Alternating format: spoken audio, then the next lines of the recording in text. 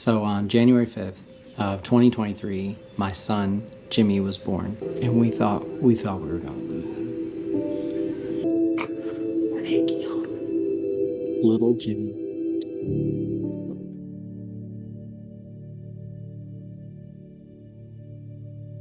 Nearly 2 years ago, I sat in this exact same spot and I shared Jimmy's birth story. It was one of the hardest stories I've ever shared. It's one of the hardest things we've ever been through. This video is going to be a 2-year update on Jimmy's life, where he's been, what he's accomplished, the crazy things we've been through, and where he's at today. So the very first thing that I want to go over is how much time Jimmy has spent in the hospital. He spent his first 3 months of life in the CICU and then the NICU at Lurie Children's Hospital. He was then moved to Riley Children's during our next few hospital stays due to insurance purposes. He just had his 2-year birthday, so 24 months of life for Jimmy. And we counted it all up, and he has spent 17 months in the hospital. Most of that time was spent in either the PICU or the pulmonary floor at Riley Children's Hospital, and that is 2 hours away from where we live. It wasn't 17 months straight, it was off and on, and most of the time we would get him home and only be here for like maybe a week, and then we'd have to turn around and go right back. With Jimmy's underlying mutation, there's a risk for immunocompromised, and then when he does get sick, his body just attacks itself. So we were battling with that off and on all the time.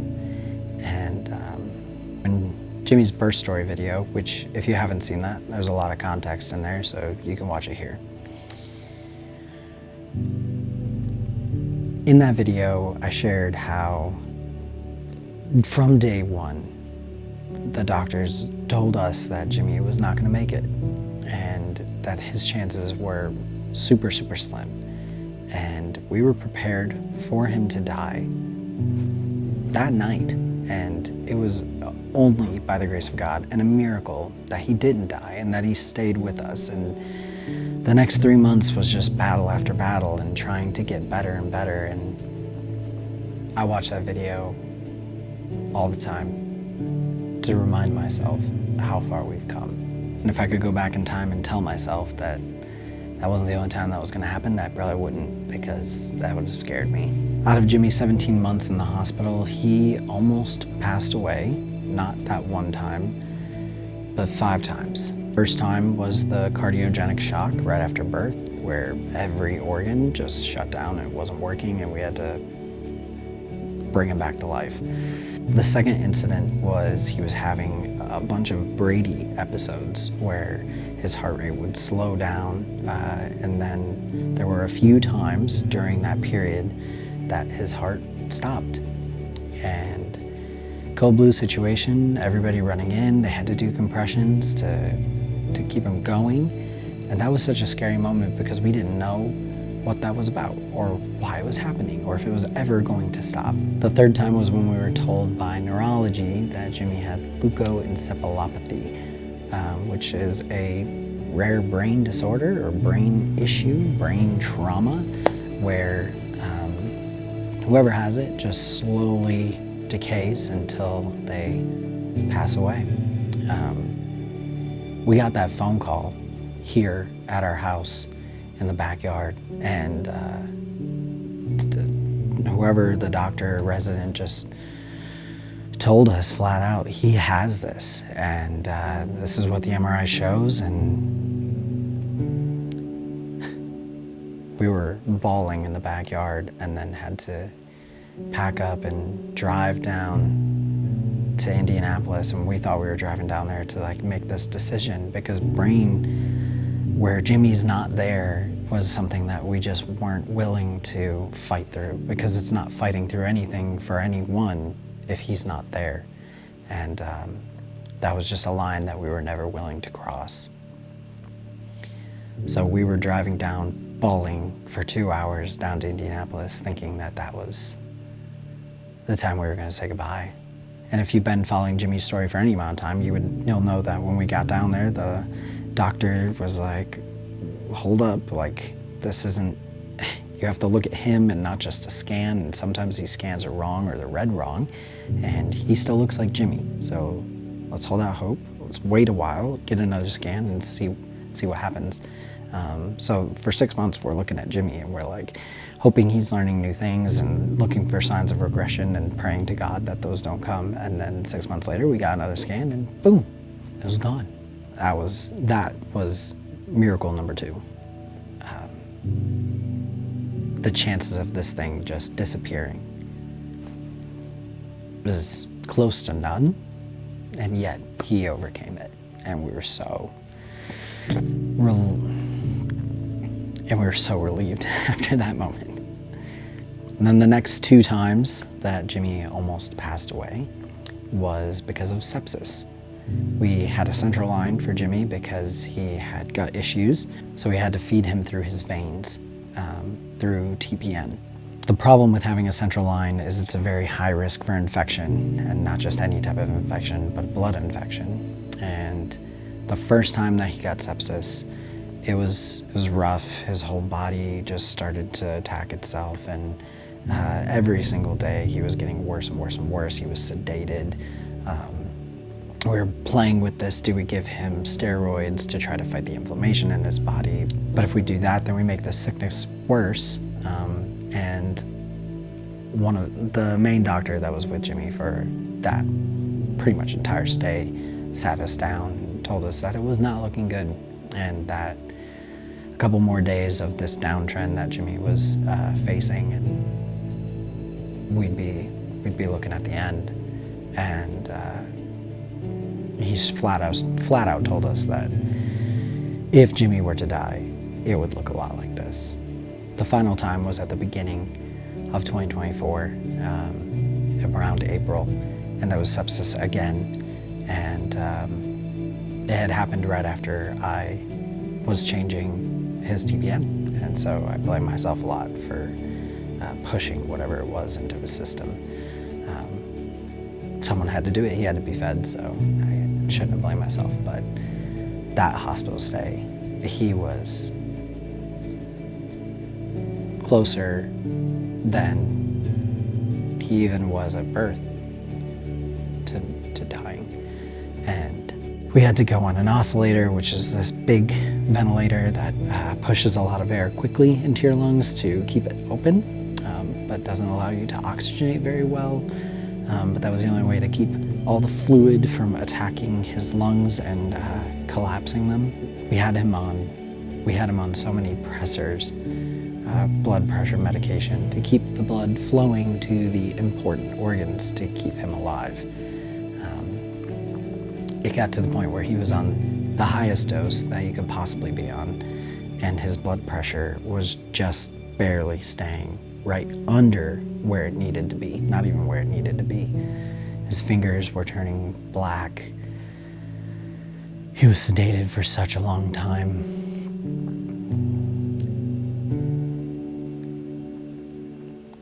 And that time, the top doctor, the guy who has seen it all, knows it all, pulled Kim and I into a room and said that this was the end. That he had seen this so many times, and that kids don't make it out of this, and that he was not comfortable continuing the blood pressure medication, because if we continued, we were going to start losing limbs. We were basically being told that it was time to let him go, and that he would not make it until tomorrow. So we took the blood pressure medication off, the thing that was keeping him alive, barely, and just prayed. And for the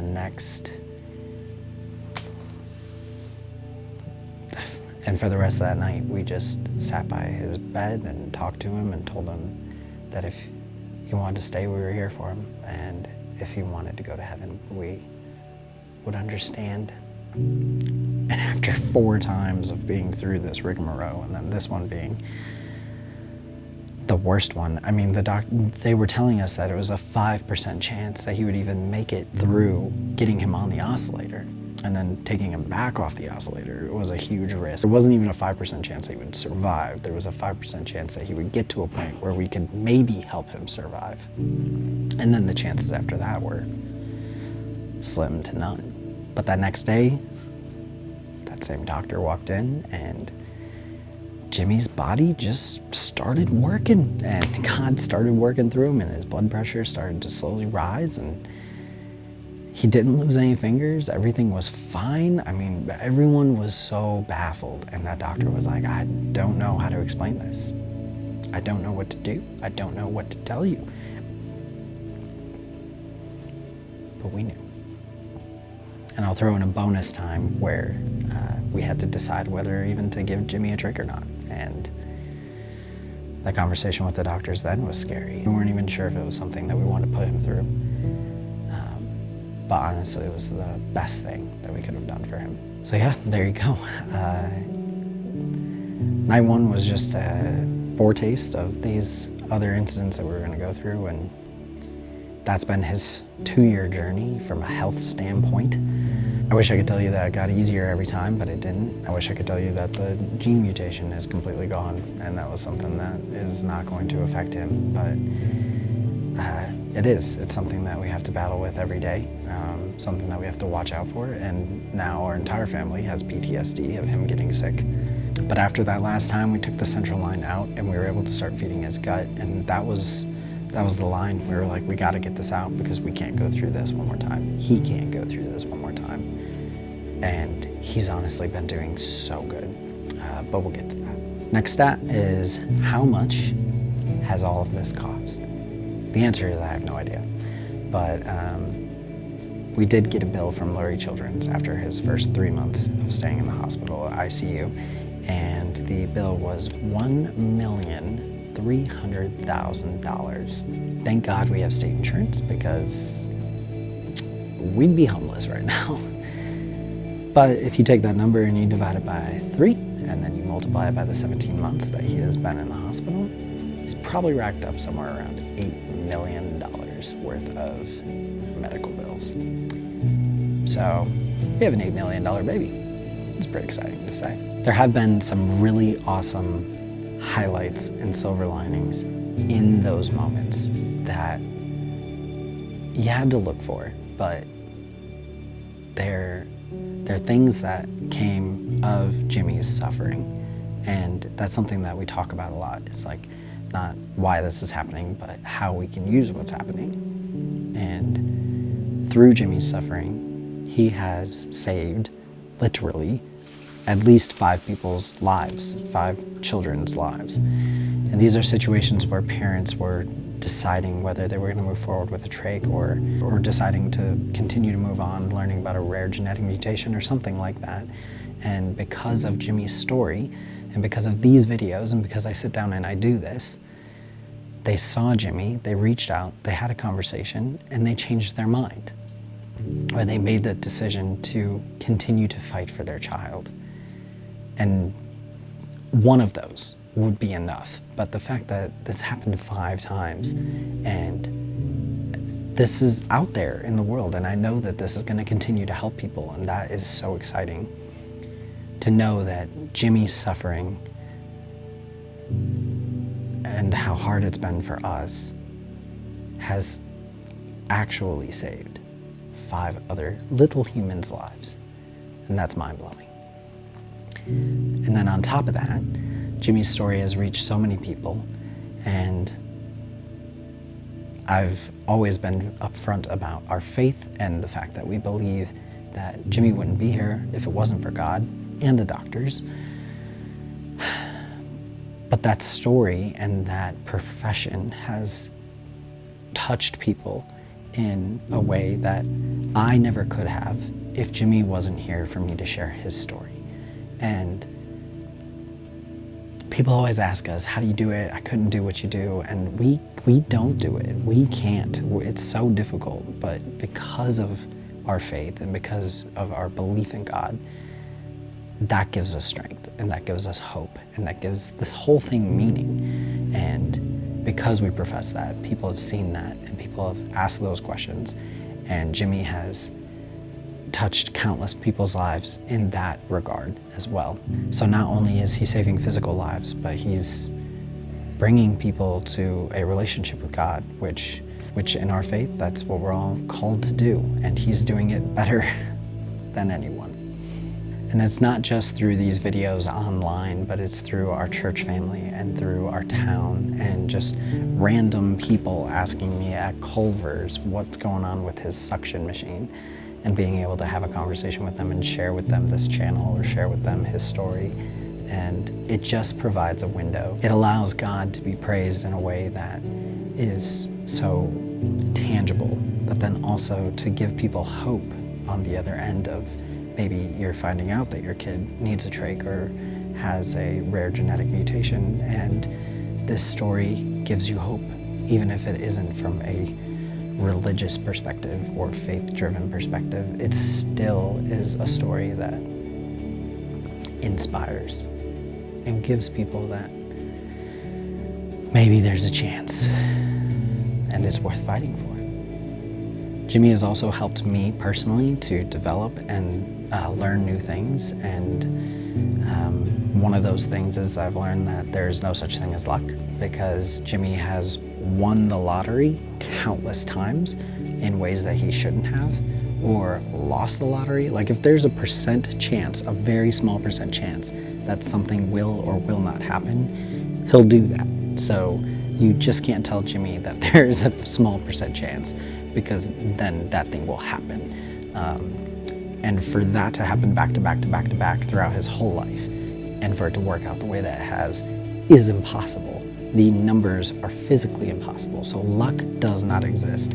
This is ordained, this is happening for a reason, and there is no doubt about that in my mind, absolutely no doubt. And further, from the first video until today, it's allowed me to learn to fully trust God, because there is no way, like I said, that this will happen just by circumstance or by luck. And that first night that he was born and that we almost lost him, it was the first time that I actually dropped on my knees and gave everything to God. And ever since then, it's been the same thing. And it's helped me learn to use that in other aspects of my life, but it's much easier for me to give all of that up, and for me to feel like all we need to do is the next right thing for Jimmy, and the rest is out of our hands, and to allow myself to fully believe that what's meant to be will be, makes this all so much easier. And another aspect of personal development is just learning all of this medical stuff. Never thought I would need to know. But I'm so excited that I did. I feel like I could be a respiratory therapist if I needed to be. If someone is around and needs help with a trach or any respiratory help whatsoever, I'll jump in, I can do it. I'm pretty sure my wife and I could have some type of medical degree if we put all of what we've learned together. These are things that I really did not think that I was going to need to know in my lifetime, things I never really had a desire to learn. And now they're things that I am learning, and I'm so happy that I'm learning these things, and it's helping me become a better parent, a better person, and my confidence level in being able to care for Jimmy is through the roof. And we have the hospital to thank for that, for training us, and Jimmy. Outside of personal development or personal adjustments, there's our family adjustments and what we've had to do, and I can't even express in a video like this how difficult it has been on our family. There's been, for 17 months, I basically did not see my wife, and one of us was with the kids, or one of us was here, or our kids were with grandparents or being cared for by other people and not us. And that was so difficult for them, because it was 17 months of their life that mom or dad or both were gone, and learning how to care for each other and how to be there for each other, how to lean on each other, and how to keep God at the center of our family and realize that this is all happening for a reason. All of those things didn't happen overnight, and it was very difficult to get to that point. But we did, and we're still getting better every single day, and our family has evolved. And then outside of our family perspective, there's the marriage perspective. And I don't know how other couples feel that go through this. I haven't really talked to anyone specifically about that, but I know that this has been a trial through and through. And Kim and I have not once wavered. We've always been there for each other, and we already had what I would consider a strong marriage. But if anything, this has brought us even closer together. Surprisingly, when we're further apart for that time. When I tell you that God has blessed me with Jimmy's story, but not only Jimmy, but Kin and the kids,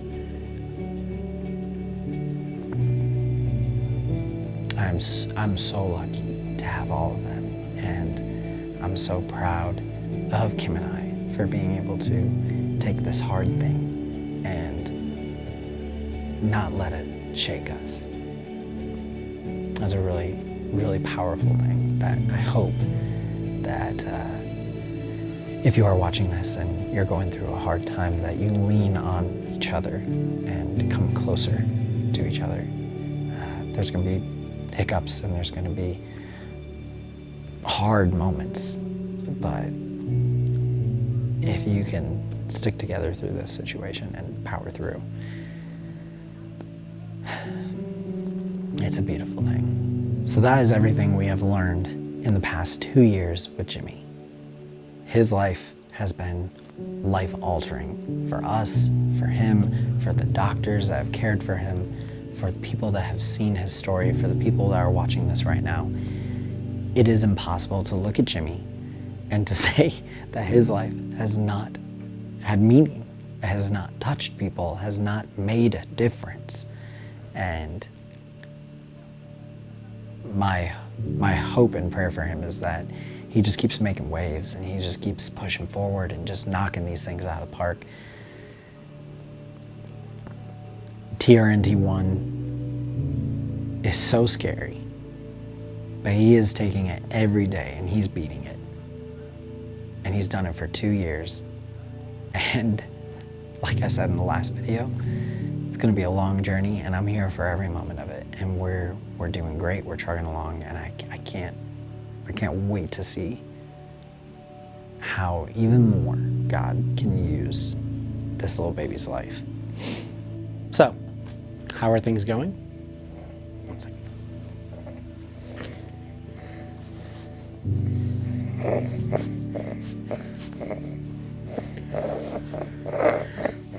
They're going really, really well.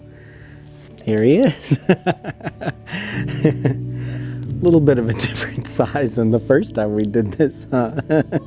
You got big ol'. He's home for the longest stretch he's ever been. He's been home for over 60 days.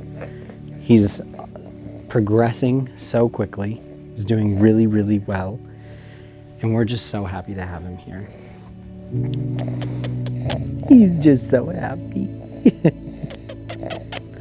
He's the most chill child ever. Just so chill. He just likes to be held and hang out, and he just is so good. I keep using the example for Jimmy when people ask that he's like a car engine. And we're just trying to figure out how he runs. And right now, he's moving his way down the road, but we're still trying to figure out how exactly to make him work. What kind of oil he takes. We gotta get oil changes every now and then. What kind of tinkering things we can do. But as long as we can figure out what he needs and how to help him cruise, then we'll be fine. And we've already learned so much about him. We've learned so much about TRNT1, so much about what Jimmy's body needs, and that's helped us keep him here and keep him happy and keep him healthy. Yeah, you're such a big boy now. Such a big boy. He's basically sitting on his own. Look at that head control. He's doing so good. For those of you that have been following along since the beginning, all of our prayers have been answered multiple times.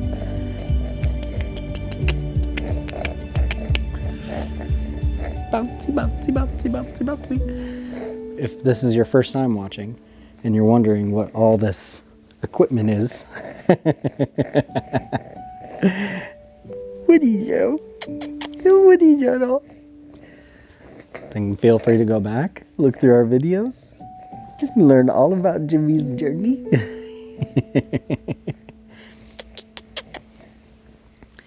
And be sure to look at him wiggling. Wiggle, wiggle, wiggle, wiggle, wiggle, wiggle, wiggle, wiggle.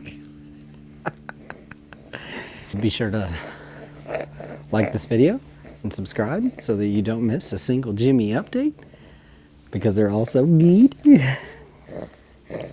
He's so cute. He's so cute.